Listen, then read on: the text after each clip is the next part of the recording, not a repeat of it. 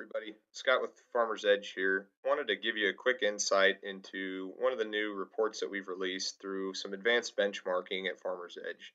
As we sit here in the Midwest, we've been waiting on a lot of weather delays here, especially in Nebraska, Kansas, and Colorado, with a lot of rain and even snow in parts of our counties and countries. So, one of the exciting things that we've released here in the past week has been this new benchmarking system, allowing us to get some more insights across our regions and understand what's going on with yields compared to just a few different parameters and start to ask more questions, not only regionally about what's going on but also what's going on with our data as we dive into our own farms.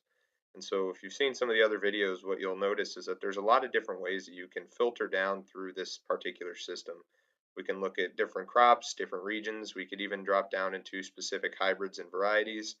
And as I've been doing that, looking over some of the information, I saw some pretty interesting trends here for us, and particularly the Midwest in Nebraska, Kansas, Colorado. Like I mentioned, there's not a lot of harvest that has been done yet, but the harvest that has been done on dryland corn, we've seen some pretty big variances. And one of the most interesting things I saw was the median yield by planting date that we see up here to the top.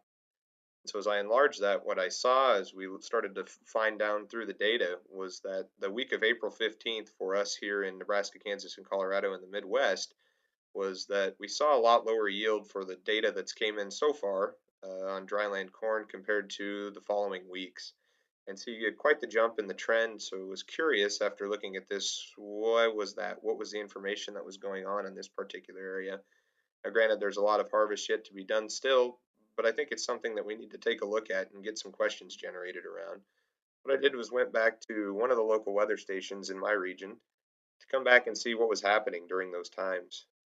And so during the week of April 15th to April 22nd, what I noticed was high temperature was 29, low temperature was 19. And then as we look through that week till the 22nd, we still see those cool temperatures with a lot of cool nights that we went throughout the season. Not a whole lot of rainfall either in some of the drier conditions where we had some emergence. But as we go to April 22nd, what we see is a lot bigger warming trend. We start to see degrees in the 60s and 70s and lows about 10 to 15 degrees higher than what we'd seen prior.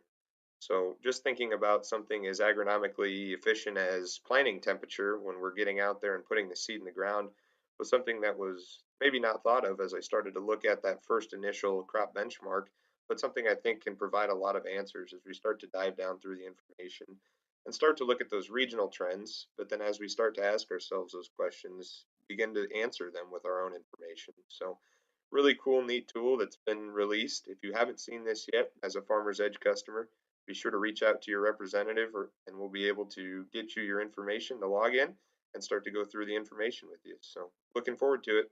Have a great harvest.